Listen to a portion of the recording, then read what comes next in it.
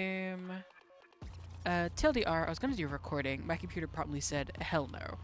And said I had no more disk space after about 16 minutes. So, we're doing a stream instead.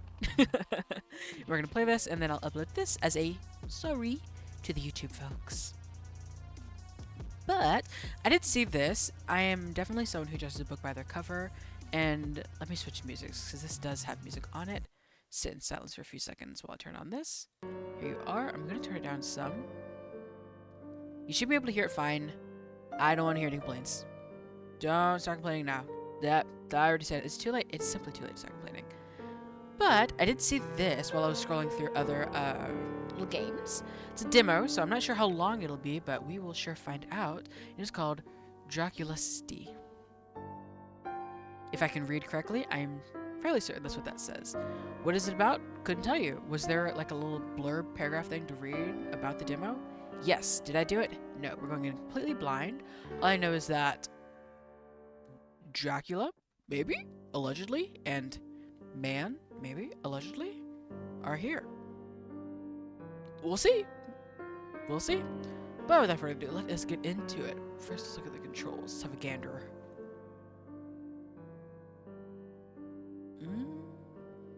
Okay. You can take screenshots? Ooh. Self-forcing. Ooh. I mean, maybe. I'm interested. So, sounds good to me. Let's have at it. Start.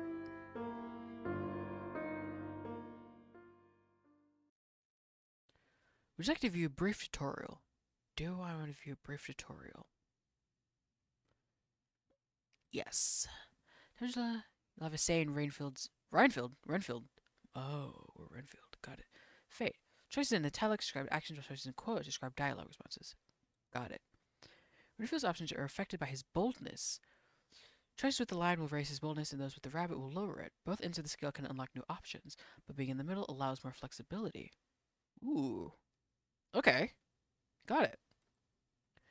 Choices marked with a key have been unlocked based on Renfield's previous actions or his boldness. Follow your heart or your curiosity. No one approach is superior to the others. Renfield's current boldness is shown in the status screen, along with any items he's gathered during his time at Castle Dracula and a sense of how much danger he's in. Okay. Within this demo, there are no premature or bad ends. In the full release, however, Renfield will be able to meet a variety of terrible fates. Be wary. Got it. I'm locked in. I like it so far. I'm seeing all good things. I like this. If you've enabled choice voting in the Twitch Daemon tab of the options menu, then your Twitch cat can vote on choices. We'll do that next time. Maybe when the full game comes out, we'll have a go at that. It's best to set this up before you start streaming, noted, though it's possible to do mid-stream, noted. The game auto-saves at each choice. Auto-saves can be accessed on the A page of the load menu. Should the game crash for any reason, there will be help. These will help you quickly get back on your feet. Once you start the game, you can review this information from show tutorial in the options menu. Alright, I, Roger M. Renfield, have been sent by the Harker and Hawkins law firm to complete the sale of a number of English properties. Real? To the castle's master, Prince Dracula. Hubba. Sir, you can have whatever you want. I don't know what the choices are going to be, but I'm going all in on you. Though Dracula has been hospitable, his domain is less so. Ghosts haunt the halls of this oversized tomb. Bars. Alongside other unnameable creatures, men made of smoke and ash. Oh, it's an eye. Ooh, I like this. This is nice. My host swears they're nothing but bad dreams.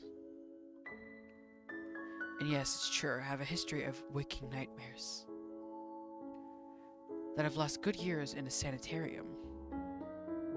But since when did nightmares leave handprints? This is peak.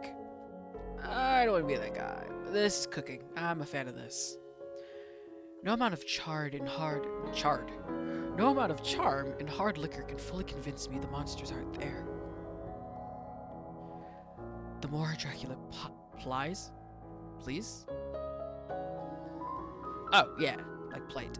The more Dracula plies me with him, the less I trust him too. Understandable. Who can I rely on in this terrible place? Our nightcap knocks me out until sunset the following day. I'm a total disgrace. And I feel like shit. Someone's come through and left documents on the desk. I'm absurdly late for work. At least there'll be a distraction from everything that happened last night. My own conduct included. Alongside the documents is the breakfast tray. Scrambled eggs, bacon, grilled tomato, and hash browns. Most of it looks delicious. Can't say I want the bacon, but in these parts, best to eat it and avoid any undue attention. Beside the plate, a freshly cut rose is being used as a paperweight. I guess they're heavy enough. Keeping a delicate piece of stationery in place. Well, yeah. I move the rose aside and look at the message. Master Renfield, I apologize for the disturbance last night. Do not feel guilty for being distressed by the condition of our home. It makes terrible noise that stoke worse ideas. What? It makes terrible noises that stoke worse ideas. If you'd like a tamer evening, there will be tea in the parlor where we ate till yesterday. I've invited the brides for a proper introduction. Theodora is eager to hear about her new home. Present yourself at the parlor between 7 and 8 if you're any interest. Otherwise, best of luck with your work. Prince Dracula. We'll be there. As I eat breakfast, I consider my next move. Whatever I do now will set the tone for our relationship from here out. Try to patch things over or let the wound fester. Furthermore, there's that forbidden haunted bathroom. My bathroom. Closest to the tower, anyway. Best to confront new fears as soon as possible. I can't spend this whole trip afraid of a sink. If I don't attend tea, I have to confirm that ghost was nothing but a trick of the faulty lights, lest I develop a new phobia. Besides, I never did get to shave last night.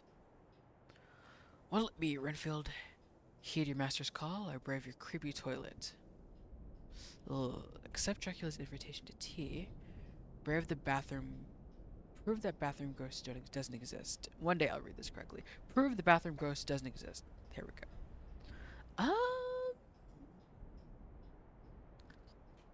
Both are good options. I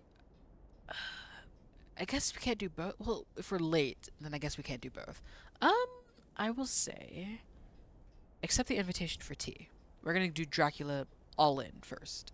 We'll see how it goes. It'd be rude not to take him up on his offer. He is my host, after all. When he saw me jumping at shadows last night, he was uncommonly polite about it. I might have already offended him. He's fine, trust. Scared over nothing but the creaks and strange shapes of an old castle. Hope I haven't ruined our relationship before it's even started. I'm sure it's fine. Ooh. It's a nice room. At 7 on the dot, I step inside the parlor. PM or AM? Because AM would be insane. PM would be... I'm unsure how I feel about it. That is tea time. Dracula waits on the sofa with a rail guide in his hands. Ooh, I like the sprites. He's totally absorbed and doesn't acknowledge me until I'm just about at the coffee table. Evening, Miss Master Renfield. Wow. Planning your trip? I thought we'd charter a boat. Then I remembered Bisteria had a rail service. Now I'm wondering if that's easier. It'd have to be, wouldn't it? There's a lot of coast between Romania and Britain. It wasn't always like this. Strange how the world turns. Once they didn't think it turned at all. I remember when a trolley rattles through the parlor door. The bride in the old-fashioned dress pushes a tea tray alongside us.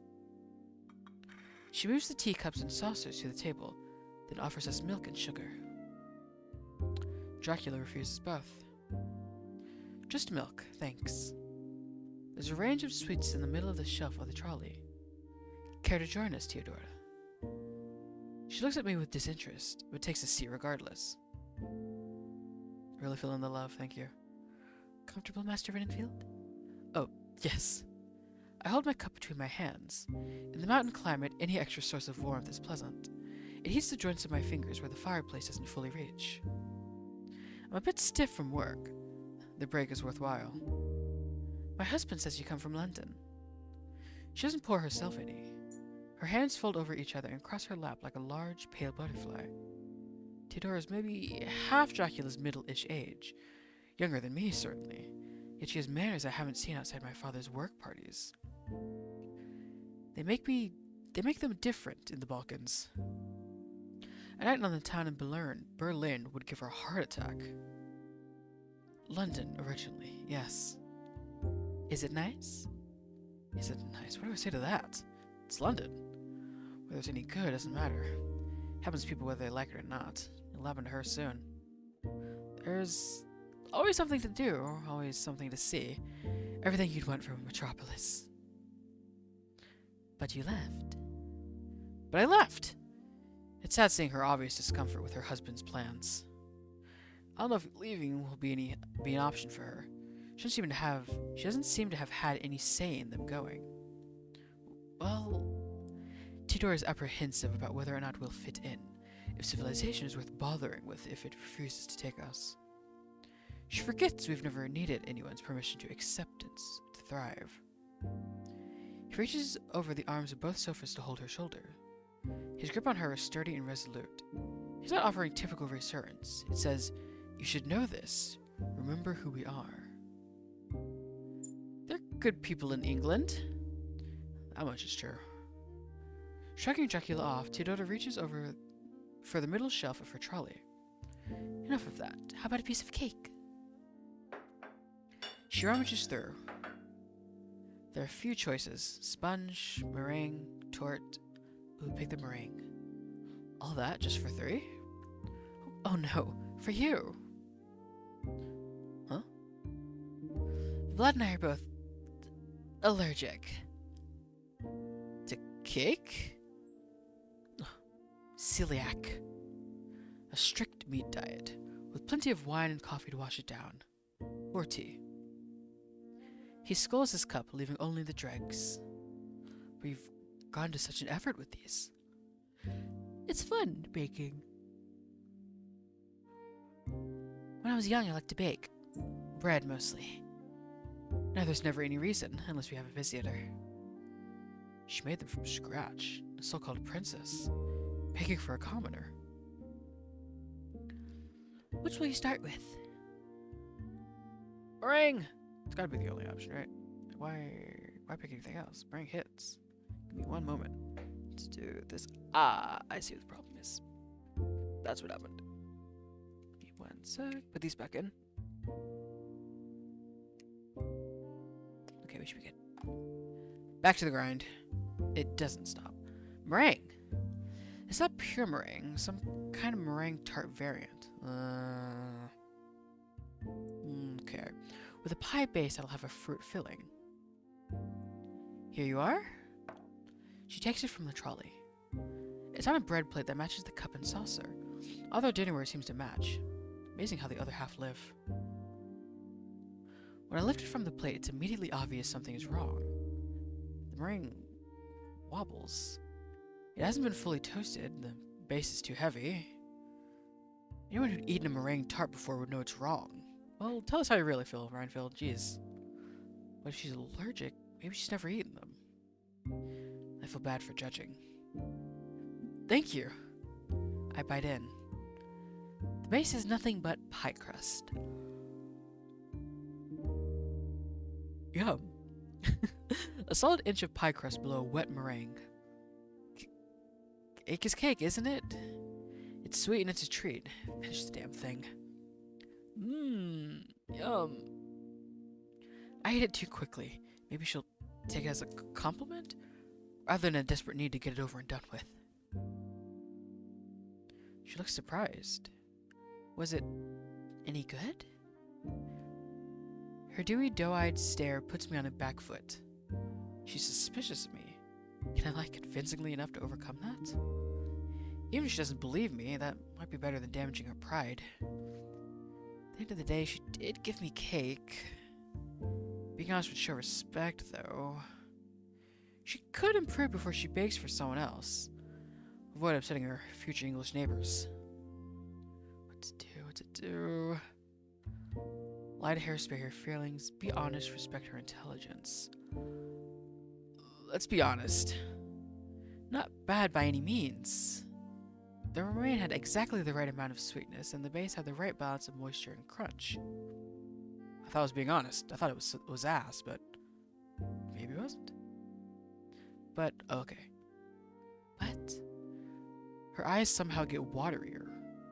The edges of her mouth tremble. Am I really about to bully a 20-year-old over her cooking? Cooking she can't eat because she's allergic to it? Hit the brakes. Lie, man, lie. Be cruel to be kind. I feel bad, and I feel like we have to lie. Let's... I'm tempted to... be cruel to be kind. There were some areas that could be improved. Oh? Perhaps cook the meringue for longer? And experiment with the fruit fillings. Lemon would be great. Thank you for the feedback. She tenses and scoots away from me along her sofa. Oof. Dracula, who's kept... Oh, I forgot he was just here watching us. Whoops. Dracula, who's kept silent through our whole discussion, suddenly lurches forward and places his empty cup and saucer on the table. If Theodora had made a mistake, it wouldn't happen twice. Of my bride, she's by far the most responsible and careful. She twists and arcs her whole posture towards him, like he's exerting some tidal pull on her. The shine in her eyes turns from hurt to admiration. Try the others. Well, now we have to say their ass. He brings an additional pair of plates down either side of one... Whoa. Pair of plates down either side of the one I finished. No, I was right. I jump at the noise and snap my eyes back up to confront his gaze. It's dark, smoldering, compelling. Stop trying to hypnotize me! No. He startled me and I don't want it to happen again. That's all. Isn't it a little admirable, though, that he'd take the kind of offense on behalf of his wife? He's getting to you, man. You've got to lock in. Plenty of men wouldn't care unless you did something to insult their own taste, like calling the partner ugly. Let's say it's admirable. I take my fork again for the battle ahead. Of course, they look... He and I continue to regard each other as I plunge into it. Wonderful. Oh, okay, I see. Dang, I thought we'd get an option to say that we hated all three of the cakes, but I suppose we do not. Once I finished all three cakes, Theodora loads the trolley and prepares to leave. It's been a pleasure to make your acquaintance, Master Renfield. The pleasure is all mine. She curtsies slowly. The trolley rattles off along the corridor to whatever distant part of the castle the kitchens are in. Guess I'll be going too. Work to be done. Appreciate how understanding you've been about how late I slept. Not to worry. Everyone's nocturnal here. If you were up at dawn, you'd be the odd man out. Allergic to sunlight too? Actually, yes. Why did I make that joke? Whenever I think I've got a chance of clawing into his good graces, I waste it on a social golf. Aren't I a credit to my firm?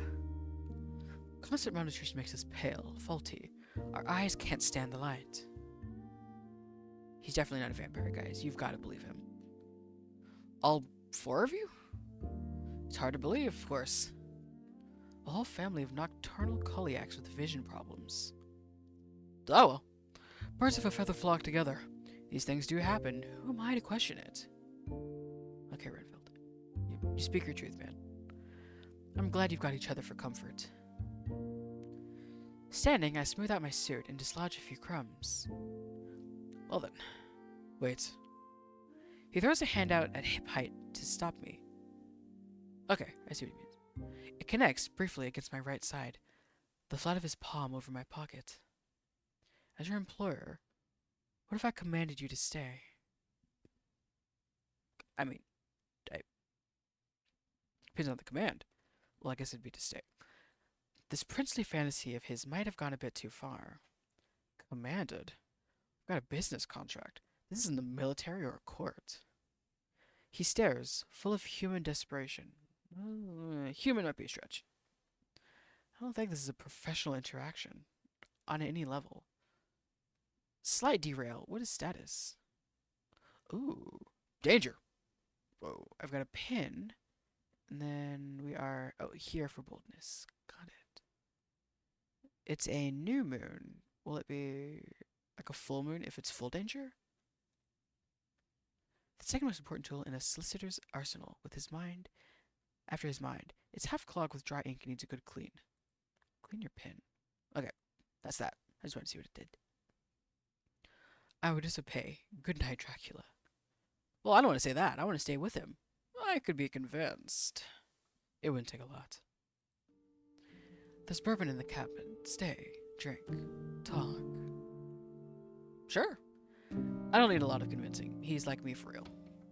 I turn to face the wall and move for the liquor cabinet door instead. Bottom shelf. The bottle with the rose pattern. It's beside the glasses. I grab both. When I turn back towards the sofas, I notice the door to the hall is closed. The Dracula remains seated in the same position as before. Stealthy. I tip the neck of the bottle at the hull. Castle's drafts. You'll acclimate. Placing the bottle on the table, he scoops it right back up, pouring the glass as fast as I can get them and coasters down. He plucks his from the table without spilling a drop and extends for a toast before I've got mine. We toast. To better prospects and happier futures. Sure. That. We drink. His first sip takes half the glass, but after that he slows right down, dipping at it like a hummingbird. I take it at an average pace. Typically, I let my clients lead interactions, to avoid seeming pushy or misleading their mood. Dracula is special, a force of personality, but there's an unease beneath, a fear I don't see in clients in Amsterdam or Paris or Warsaw. It's quiet out here. There's power in being untouchable, but it's not the type he wants now. What if there was something in reach, something within his grasp? If I may, why England? Why do you think? His voice is flat. It's almost a rhetorical question. He rotates the glass in one hand like a pot on a wheel, inspecting the smooth surface for imperfections. Because you're lonely here. Because you're bored. Hold on. I like the sound of because you're lonely here. Mostly because I would like him to be mine, romantically. We'll see how this goes. But because you're lonely here. We'll see how it goes. I have my brides. We could have me. Are there 3 of them enough? Perfect. Cinema. I couldn't say it better myself. I like the way this is going. No. God, I'm good. He smirks and looks over my way. The tension? Maybe 4.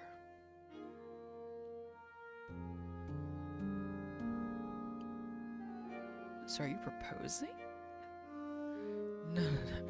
That's not what he meant. Perish the thought. Renfield, lock in. That's what he meant. Now, I ought to warn you. Bigamy is illegal in the United Kingdom. If all 3 of your marriages are certified, you're not just what you're calling girlfriends. Not to worry. None of them are recognized in any of your courts of law. Which would leave me open for a British match, wouldn't it?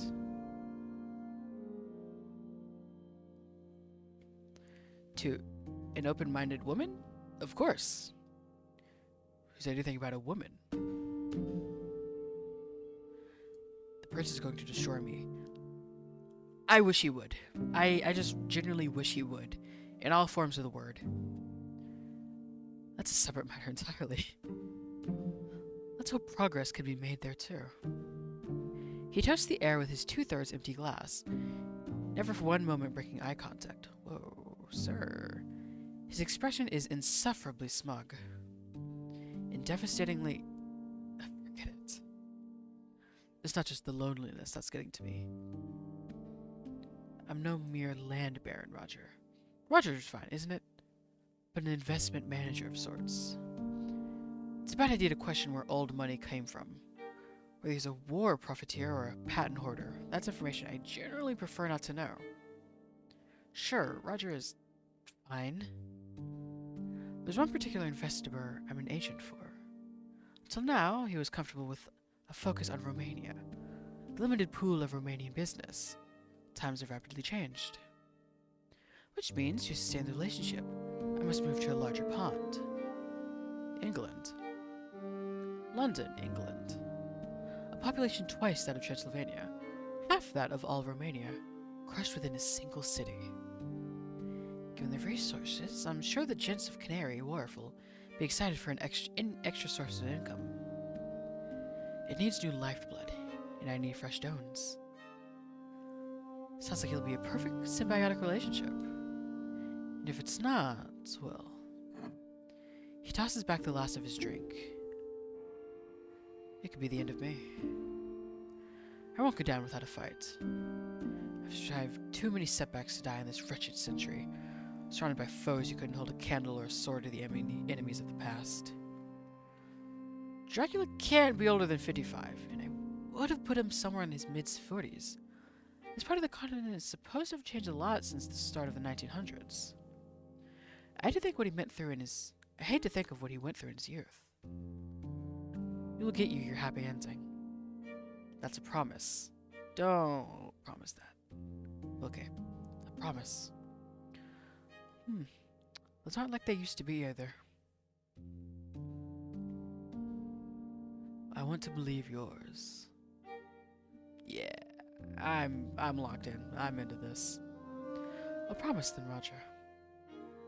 To stand at Carfax together, bat off the riches of England, and laugh at the idea fate might have stopped us. Since there's nothing left in his glass to toast with, he lifts it high overhead, where the ceiling light pools inside. I drain mine and hold it out as proof. We both laughed. It's not just the bourbon that's raised our spirits. Mine is high, hoarse, embarrassing. I rein it in as fast as I can. His rolls and stretches out, settles deep, warms the air between us. A selfish bedmate of a laugh. Until he wakes to some unhappy reality and his face returns to its disdainful default.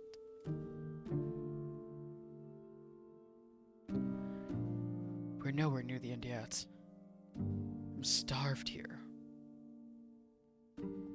The paperwork will be done, so a hunt. Tomorrow. Yes, a hunt. Roger, come hunting tomorrow. Oh, he meant literally starved. Is there any game near the castle? Maybe back at the bottom of the cliff path, but that's hours away. If we keep our eyes out. Done much hunting? I'm a city man, so no. City man who had a city girlhood. 2 strikes against it ever happening. Don't worry about the game. Bring your warmest clothes and your sharpest glasses. I've never come home empty-handed. Alright. I set the glass on the table. You're on. It'll be an exciting reward after hours of paperwork. Well, I have to head to bed. Fix the sleep schedule before it gets any worse. Not to worry. Like I said, we're creatures of the dark. Works for some, and I'm no early bird myself, but there's a limit. This time, when I stand, he doesn't block the exit. There's a flicker in his eyes. Sad. Calculating. Someone who's had something taken and has a plan to get it back. Good night, Dracula. Vlad. Vlad.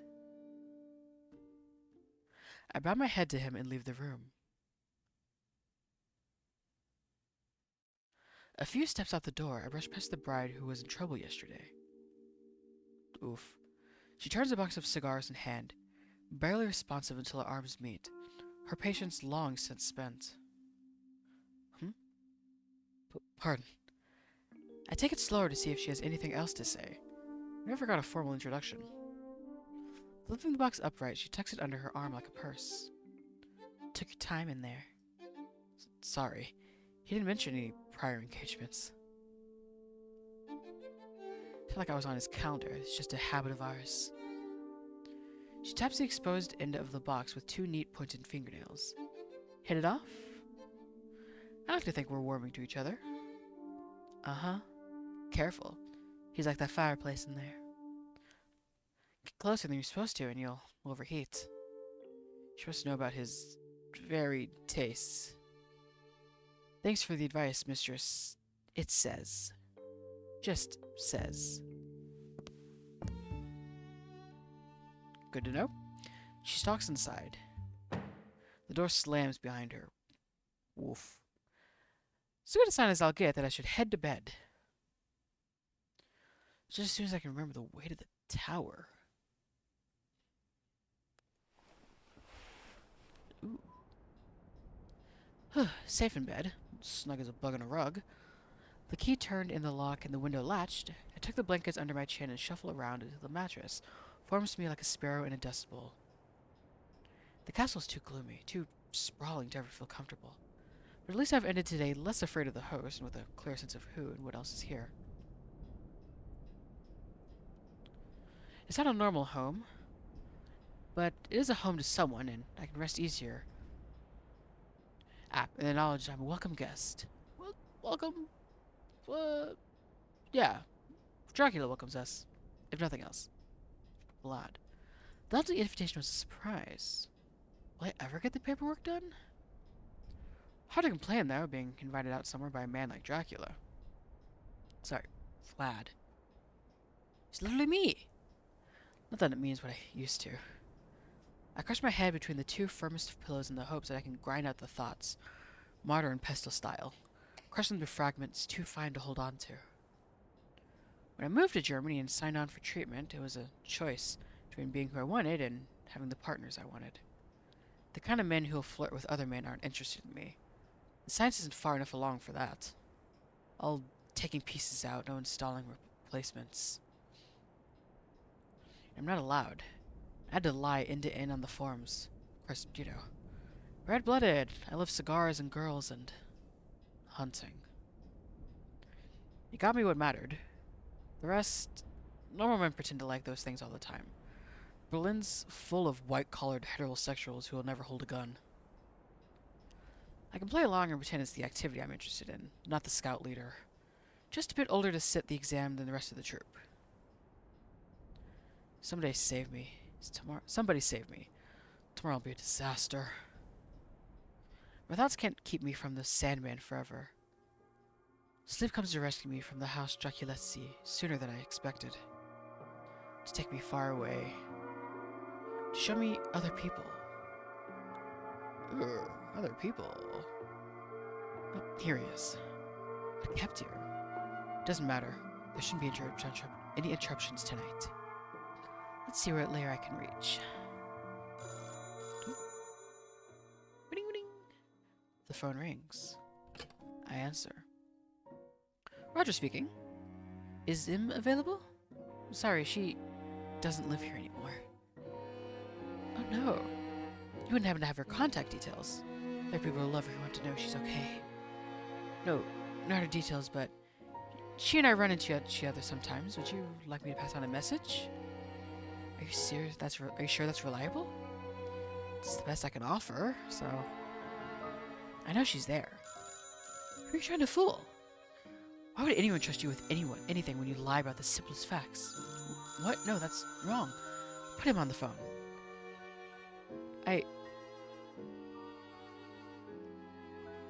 Dracula looms overhead. His knees straddle either side of my hips. His hands keep my head centered on the sofa's armrest. What would you offer in exchange for this moment? Sorry, I'd offer a lot of things that I simply can't say. That depends where it's headed. Is this worth your attention? He dips in close and kisses my forehead. Oh, how about your loyalty? His lips travel lower, to mine. Perhaps your life, to my neck? Slipping around my jaw, he disappears against my throat, mouth opening wider to fit over the tangle of tendons and arteries and veins. Of course it's worth it. It isn't worth it. I don't know. Hell yeah, it's worth it. No other answer is possible. Of course it's worth it. When he speaks, his tongue flickers against my skin. Good. You were very lucky to catch my eye. Don't take my interest or my patience for granted. I take hold of his shoulders to move him aside. He's stronger than me. I can't. His teeth sink into my neck, longer and sharper than they should be, curving under my skin to penetrate the vessels beneath. I'm a guest in my own body. He's the new landlord. Before he can drive himself deeper, a cold wind blows through the room, and he dissipates like smoke. Can't have that now, can we? Dreaming of him like that, it is just a dream. Forget your hopes and face what he does to people. The castle's missing its taller towers. None of the stonework is damaged. The windows glow a duller shade. There are murmurs in the rooms, the gatehouse either side of me. I stand with the tips of my shoes against the drawbridge, in the spot where the portcullis will fall if it's lowered. We're going to pretend I said that correctly. That's definitely how that word is pronounced. On the opposite side of the bridge, across the track, a shadow clambers up the rocky mountainside in a great hurry. Someone has fled the castle. It's important to bring them inside. That's why the bridge hasn't been raised. Despite the fact... Ooh, I don't speak Romanian. It's too late! We must... An arrow fires into the exterior of the gatehouse. There's an army at the gates. Dozens of men on horseback charge along the cliff track toward the bridge. For the most part, they were clothes instead of armor. They carried old weaponry, swords, and longbows. Daunted from my complacent stare at the mountain, I hurry inside in search of the porticle's crank. There's no sign of a mechanism of the ground floor, so I zigzag up several flights of stairs through the guard rooms to the top of the gatehouse. A man in a tunic struggles with the crank. Give me 1 sec. Okay, we're good. I can't, not by myself. Without a word, I take the other handle. We unwind the chains until it's got momentum. The particles falls as the horses arrive on the bridge. There's a crunch as it lands on an attacker below. We've stopped the riders, but if the gate is propped open any wider than a human torso, they could just dismount and crawl past. Didn't know you had it in you. Forgot to help her. Help! Bar the entrance. Stop them. But pardon me, but we're 4-1 at best. Weren't we to evacuate? I know you'd rather not leave him, but I'm sure first and foremost he wanted you to survive. A sword cleaves through the guard's head.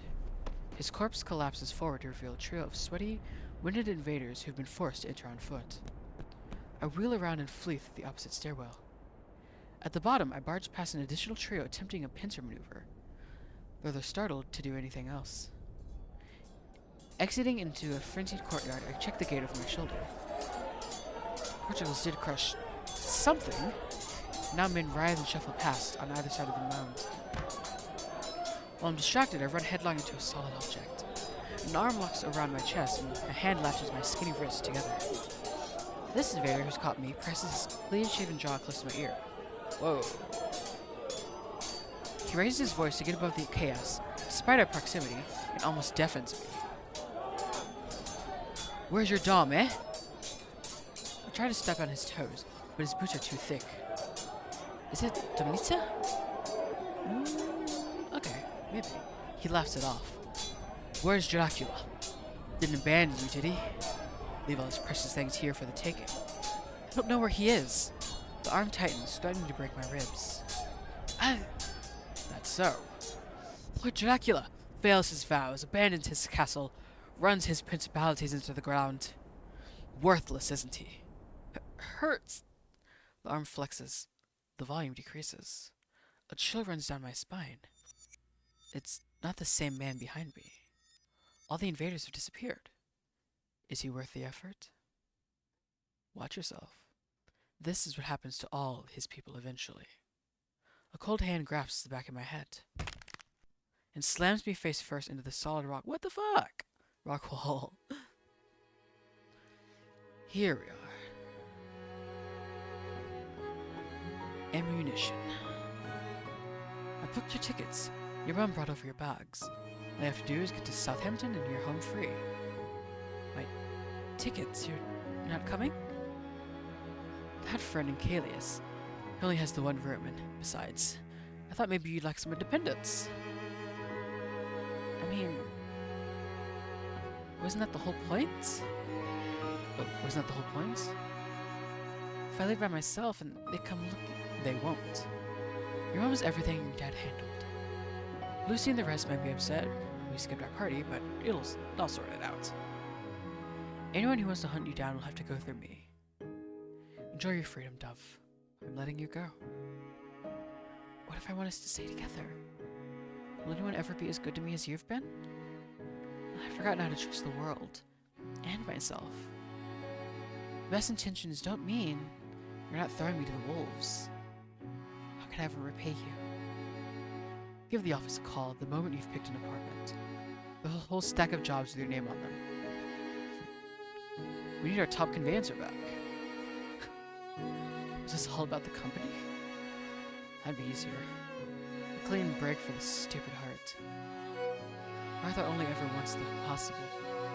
Thank you, Jonathan. I got some real rest. Harker! Oh, the pieces are piecing. The sofa's yours. It's all I deserve.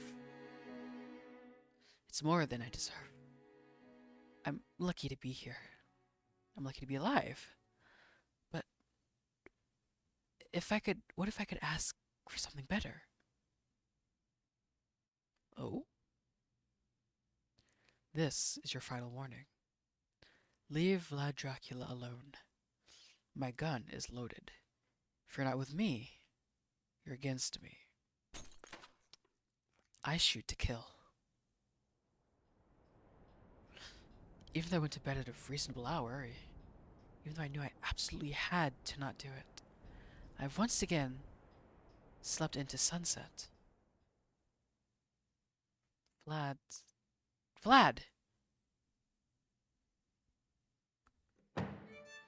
Forgive me. There's something wrong with me. Maybe it's a cold. I've behaved unacceptably. A fever. Perhaps I've got a fever. Roger.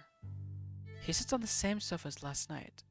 Rail's schedule laid out across his lap. Everybody else is still asleep. Take what I said to heart. This is a nocturnal household. At 4 in the afternoon? My word. Then, since you're awake early, though, we can sneak out before anyone sabotages our hunting trip. I don't have a good feeling about this hunting trip, I will be real. He folds his schedule aside and gets to his feet. Yesterday he stayed seated the whole night. I'd forgotten how tall he is. As he strides closer, he only gets taller. He halts mere inches away, so I have to tilt my head to meet his eyes. Shall we? Where to? The stables. Pushing past my shoulder, he leads to the corridor.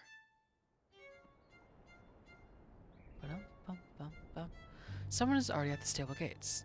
Ooh, I like his outfit. Slouched in front of the latch with her arms crossed.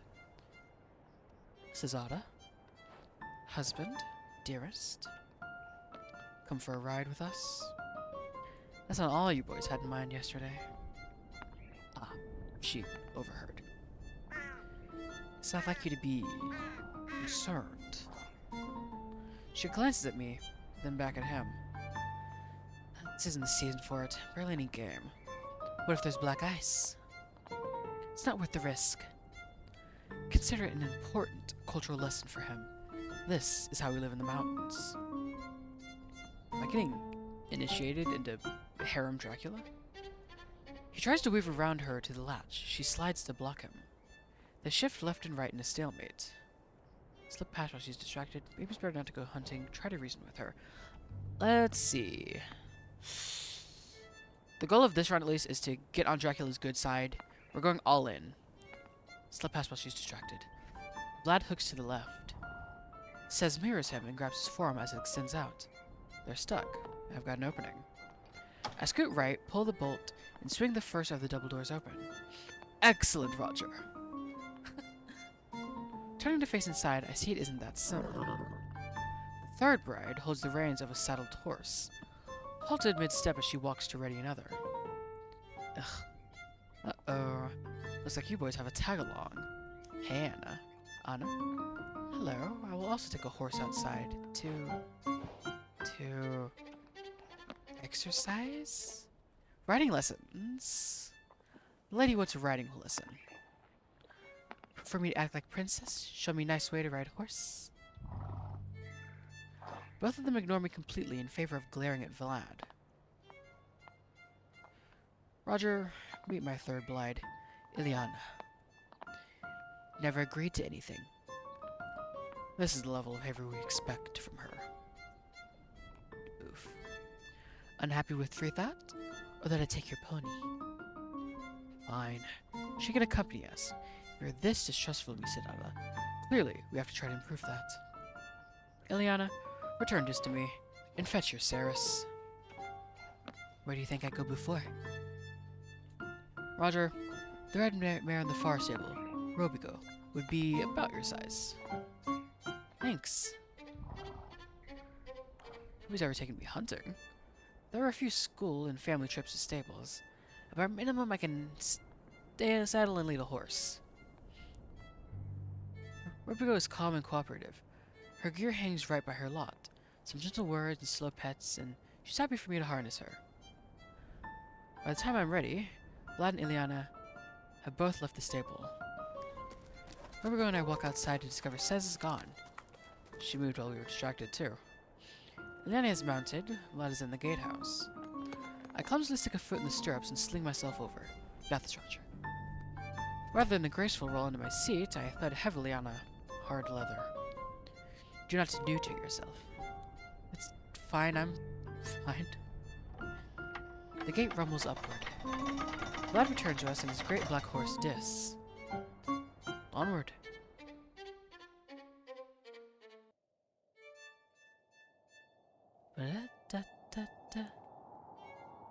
The wind is our first obstacle.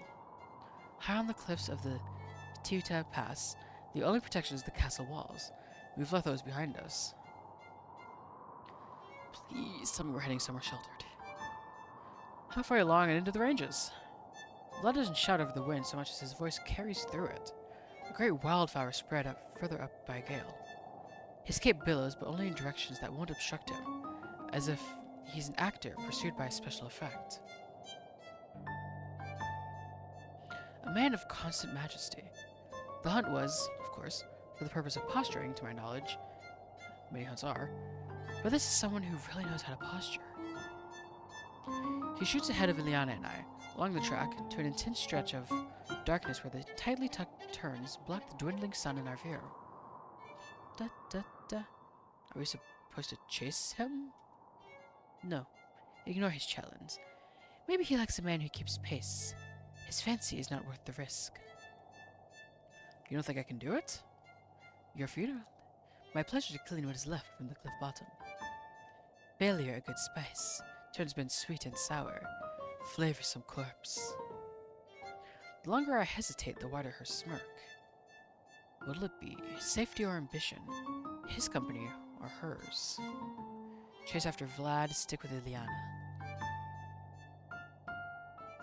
Oh, we are a little in danger. We can have a little more. It's fine, it's fine. Chase after Vlad. This will work out, trust. In for a penny, in for a pound.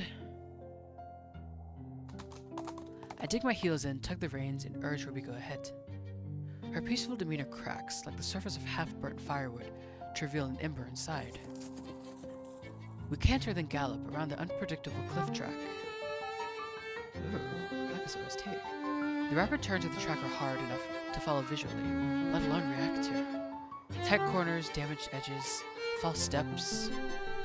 Despite herself, Robigo almost overshoots, coming from a downward slope into a right angle. I pull on her reins just in time to avert disaster. She comes out to a stop, skittish and heaving. There, girl, it's okay.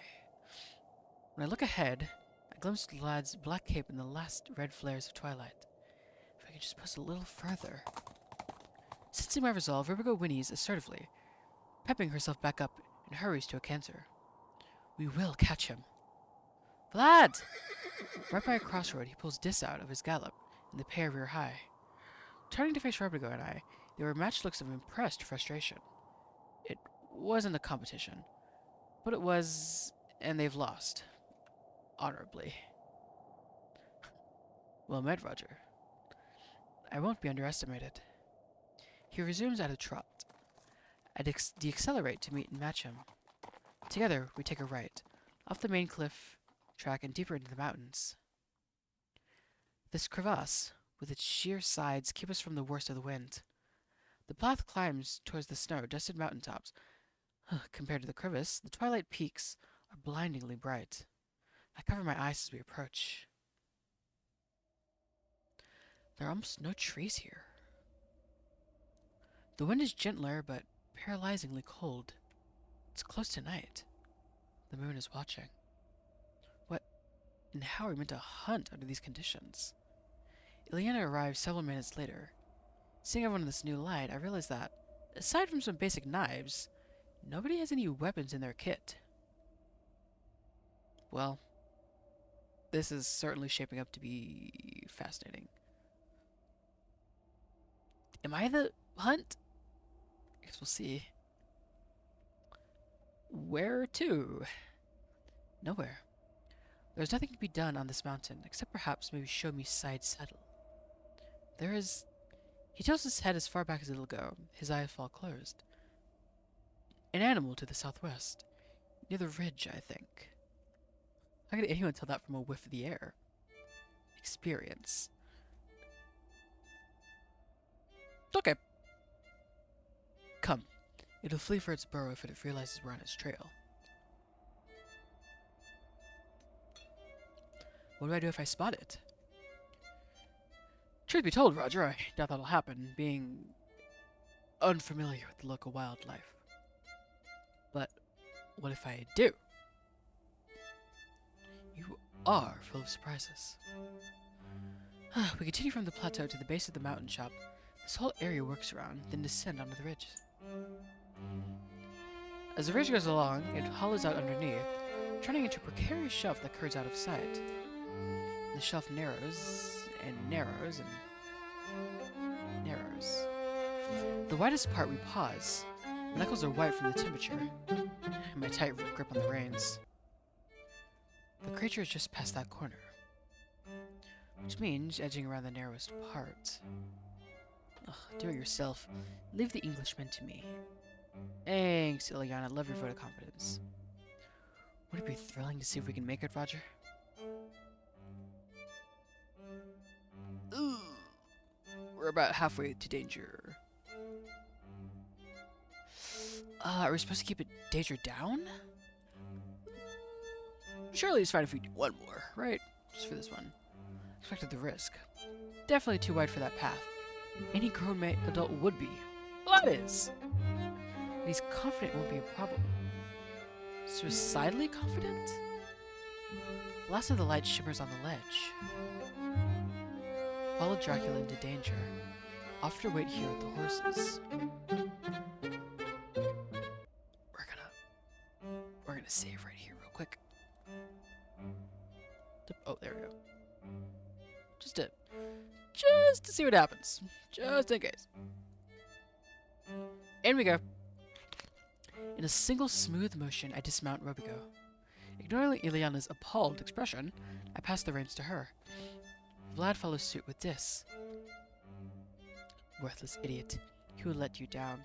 The cliffs and in all else. We'll be back soon.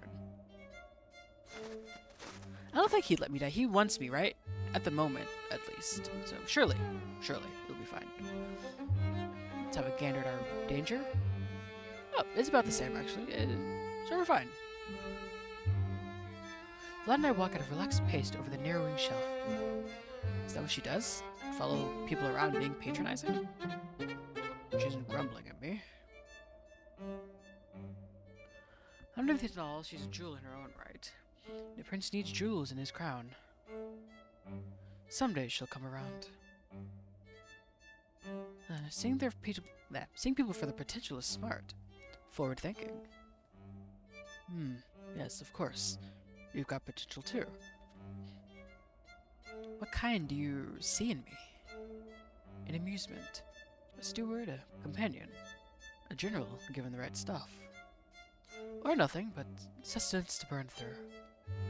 Extending a hand from his cloak, I expect a grip on the shoulder or a pat on the back from him, but he reaches higher and further to struck my cheek with his thumb. Oh, lad, please.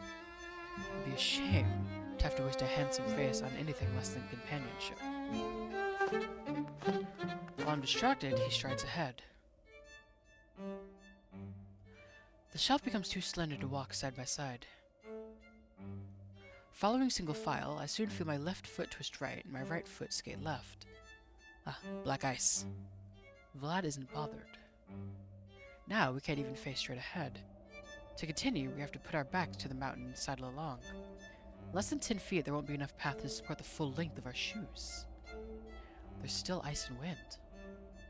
I press myself against the mountain and look out.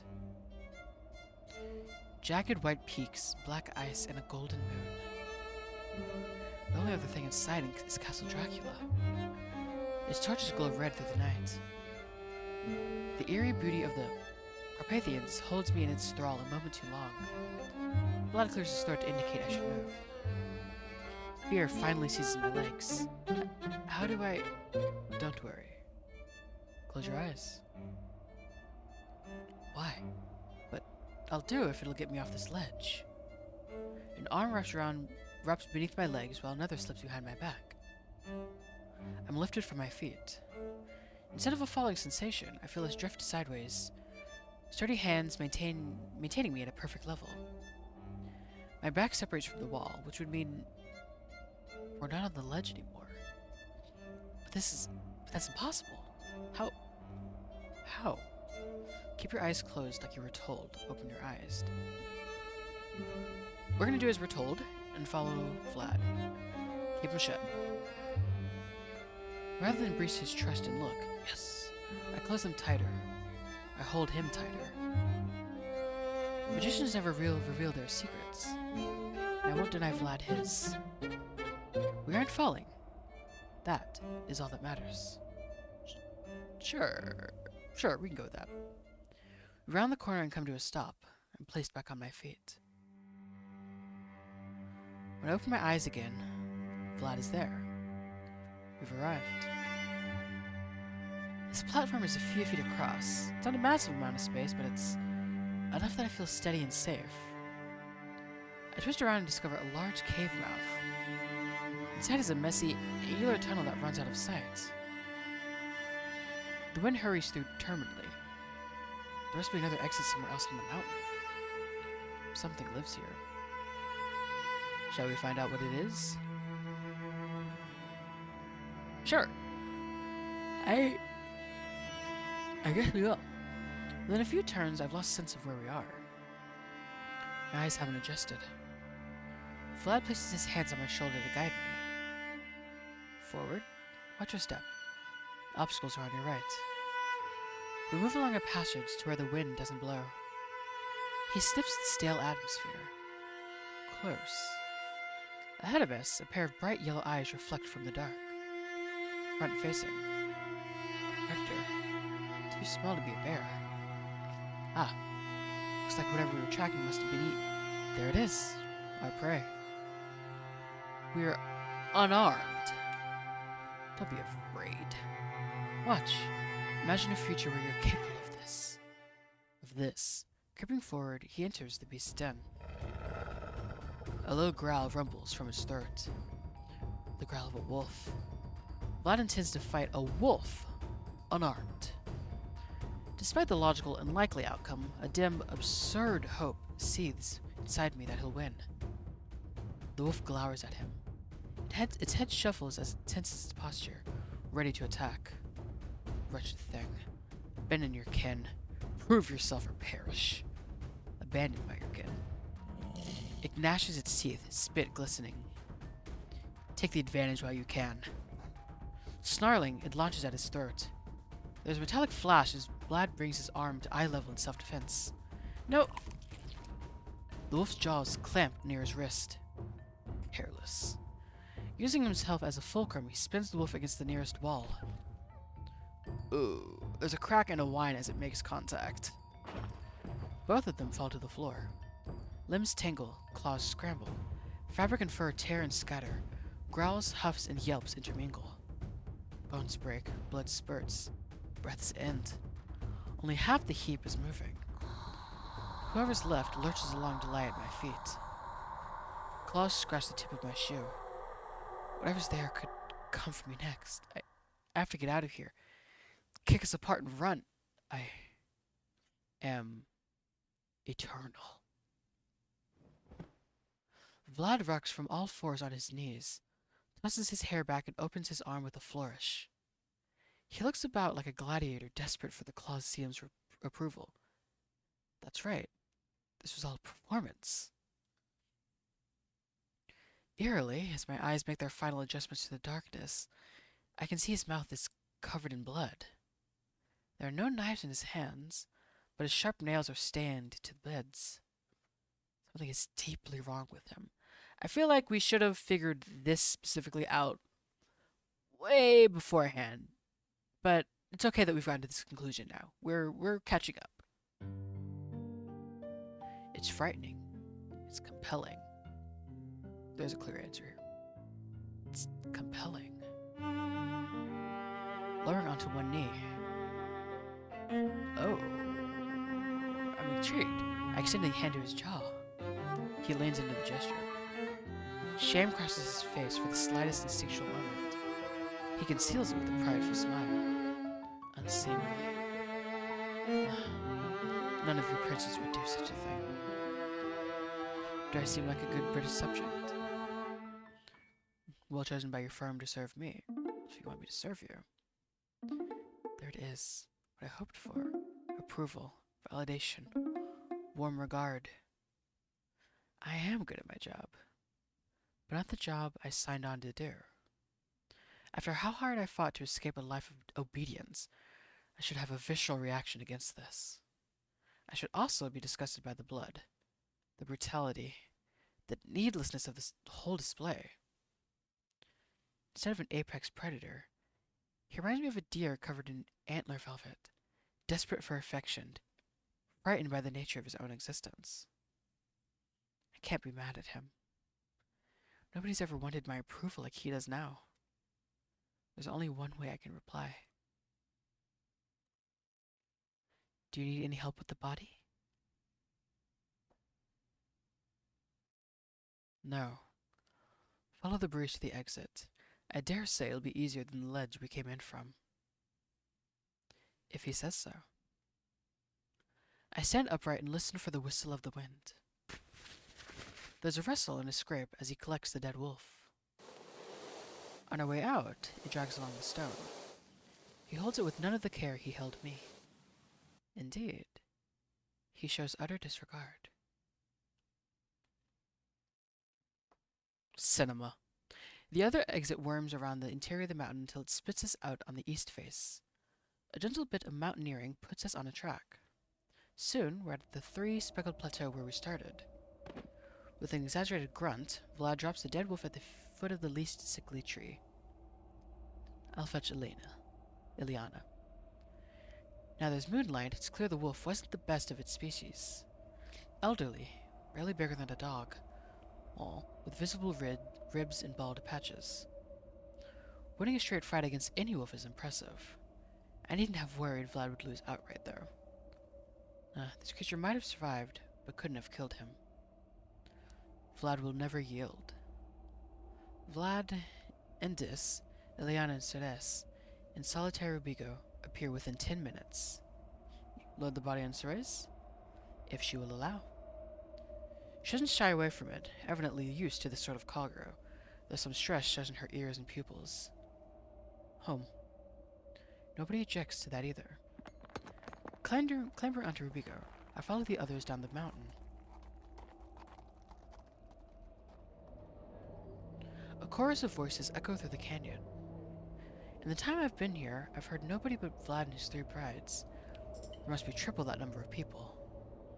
I drift optimistically toward Ileana. Did you hear that? Merchants and cleaners. We never travel to town. Unpopular with them there. Instead it is brought to us. Men who do repairs on the gates, women who exchange the linen, all that. The many services rich will not do for themselves. They are untasteful beneath us.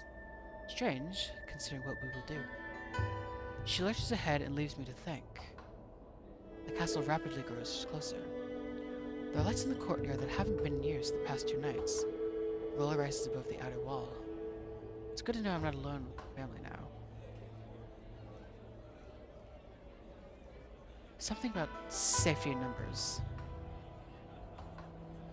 Not that the family means any harm. Well, rich eccentrics, that's it. Like most clients. Yeah, sure. We can go with that.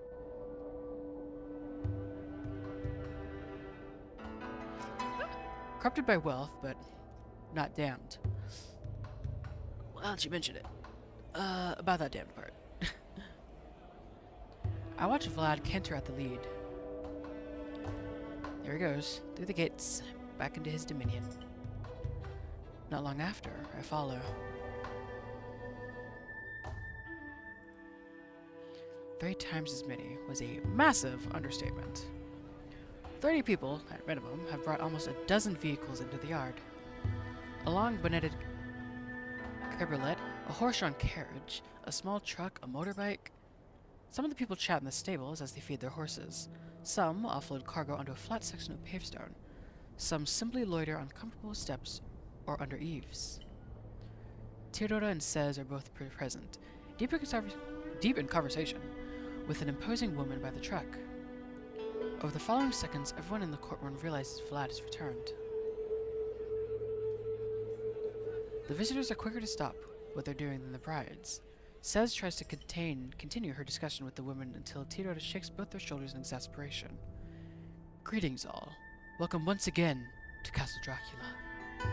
Vlad opens his arms to the crowd. As ever, shelter in our courtyard and gatehouse as long as you need. Provided you have brought the customary sacrifice, you will enjoy your customary treatment. Now, I must continue inside and help Master Renfield to bed. Bed? Ready? It's much earlier than the previous nights. Vlad urges Dis to the stables. I follow, ignoring a pair of eyes in the crowd that refuses to disengage from us. Cez is not pleased that we're back. A few visitors cut through the foyer, into doors on either side of us as Vlad and I pause at its entrance. The dead wolf has not accompanied us inside. Elena was tasked with taking it to Tura and says, conversational partner, one Nicoletta Popescu, to be skinned. Despite the fact that it's busier here than it was yesterday, the difference between inside and outside is striking. It feels almost peaceful. I stifle a hypocritical yawn as I ask, bed now? Really? Vlad chuckles. Sleep or don't, that's your choice, but I insist you return to your room. Why? We'll be having a party of sorts with our guests. The sacrifice I mentioned in my address will occur there. I fear their behavior will offend your English sensibilities.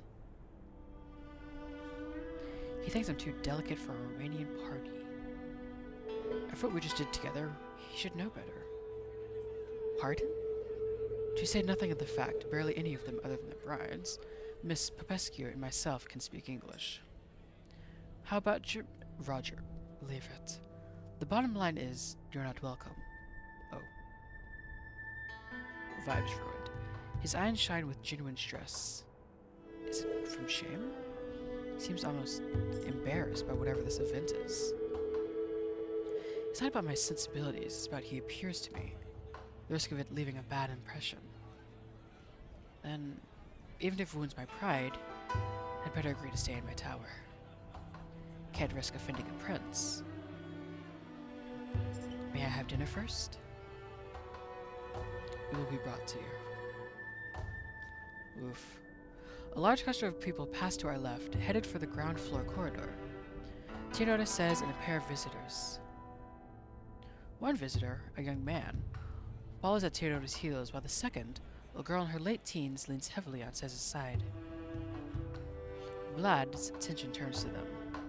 Tonight's guests of honor? Yes. You'll never guess where they've driven it from.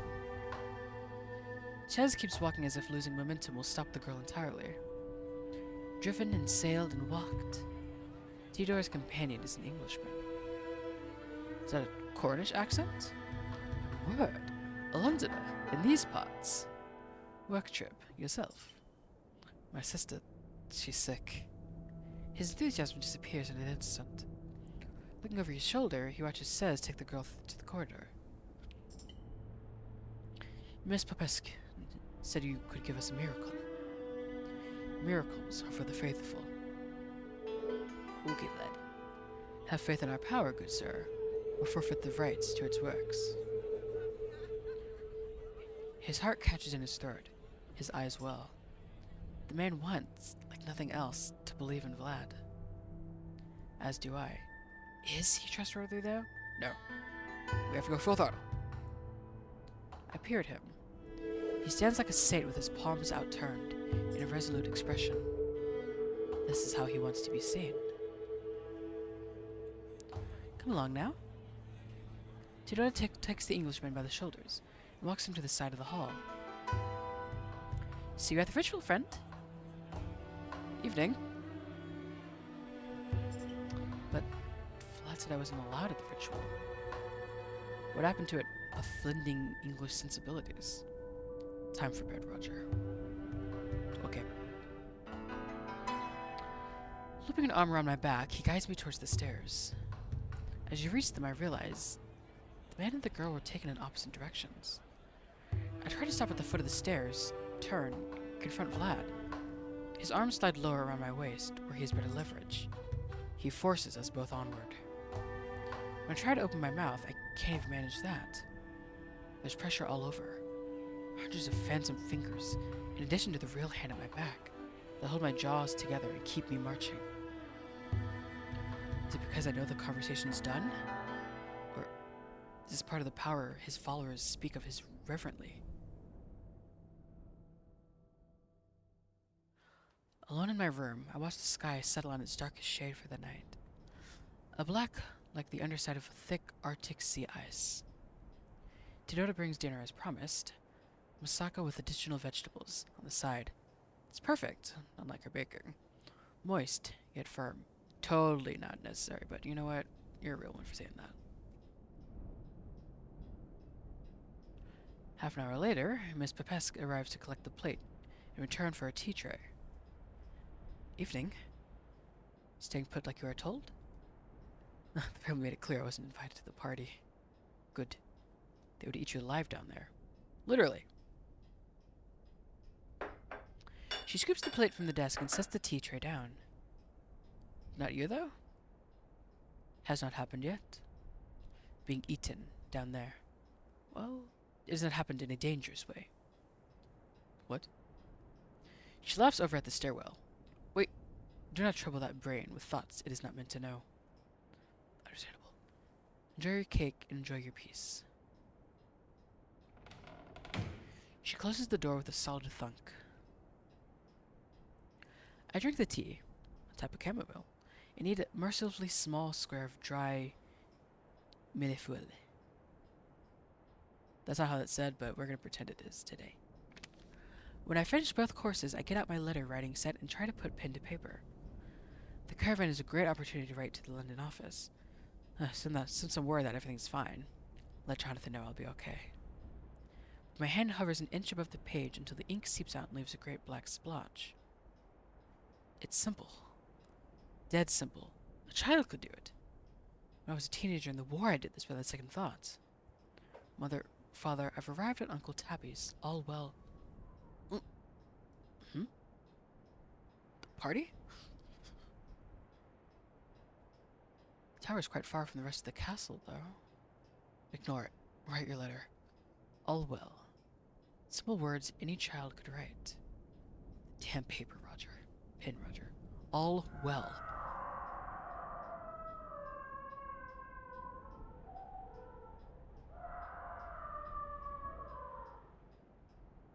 Right below. The corridor at the bottom of the stairs. Someone's in trouble. I can't abandon them. I'm coming! When I enter the stairwell, I hear panting and footsteps below, as we each work toward each other's voices. The stairs seem longer than ever before. I stumble over my own feet in my haste. My counterpart's pace is inconsistent, scraping and stumbling, already exhausted from the trip. We circle around and around. Every circle feels like it could be the last, but the tower plays tricks. Concertina is out, hides extra spaces between the layers somehow. When I think we're truly about to make contact, a third set of footsteps sneaks in behind. Whoever's arrived is faultlessly fast, and only becomes audible the instant before they tackle their target. Tap, tap, slam. I halt out of sight and press my back against the inner wall. Everything happens so close to me that I can feel it reverberate through the stones. The pursuer cracks the runner's head against the wall, dislodging a last gasp from him as he passes out. Then, stopping a few steps lower, they take hold of some part of him, an ankle or part of a jacket, and drag him back down the staircase, his body juddering until it hits the bottom. The hallway is carpeted. There's a brief hiss of rug burn, then the noise is absorbed into the upholstery. Here I am by myself in the tower. No one will hurt me if I stay at the tower. A decent guest would remain in the tower. But against my semblance of good judgment, I follow them. Yeah. Let's see what I'm being kept from. Whew! Alright, let's get to it. The closer I get to the center of the castle, the cluster of public rooms by the foyer, the eerier the quiet becomes. There's supposed to be a party tonight. Where are the noises? Why have I heard nothing but that man's scream? Passing by a window, I catch a glimpse of the courtyard, dimly lit by the caravan's lamps. Initially, I don't think much of it. People are coming and going from their vehicle to their accommodation in the gatehouse. They collect suitcases and groceries to bring inside. Then, I realize almost everyone is accounted for in the corridor. They're excited, like students at a school camp, but not celebratory. The only people who could be inside are Vlad, the brides, and at best, a handful of the visitors. That isn't much of a party. What the hell is happening tonight? The exit is closed. The great hall is open. The chandelier casts a beam of light through the double doors, a tall mass of shadows at its center. There are only 5 people inside. It's not until I'm at the door, enveloped in the light and the shadow, that I can confirm who they are. Though I know. In the irrational part of my gut, the part that hungers ceaselessly for self-preservation, I've always known. This is not a normal business trip. These are not normal clients.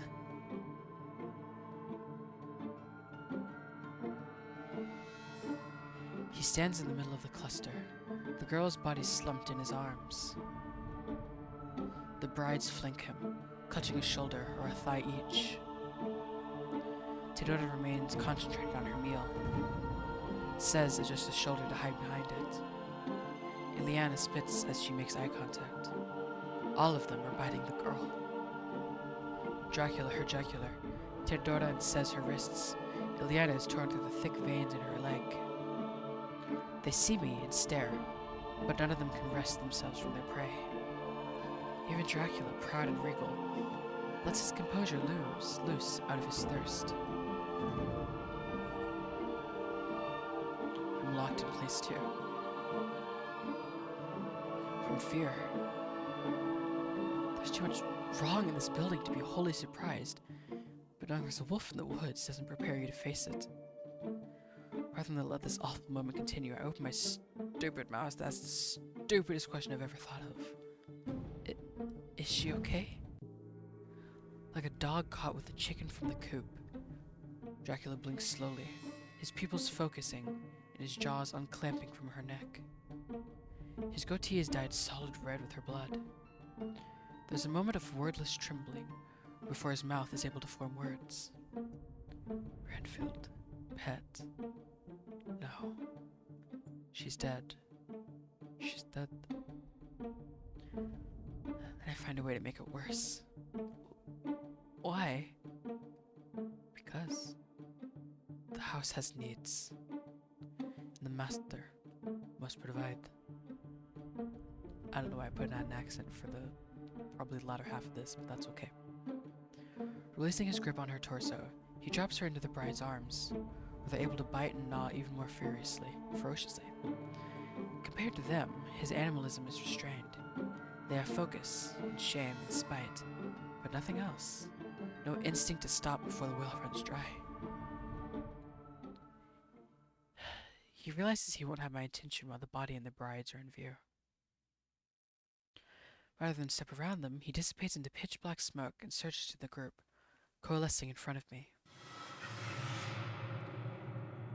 For a moment, after he reforms, his eyes have that awful hollow look again and his features are contorted. He extends a hand to me. Not to worry. Your fate will be different.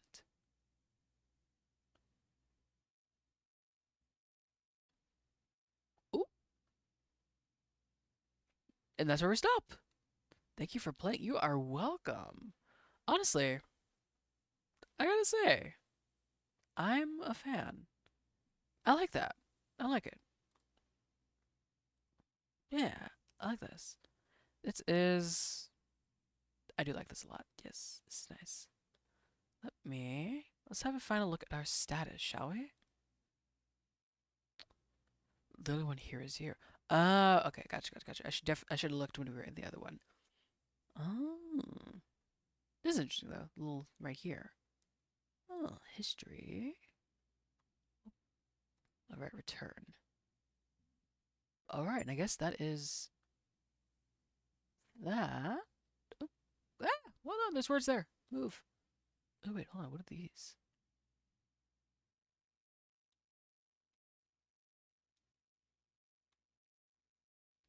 Yeah, that's fine.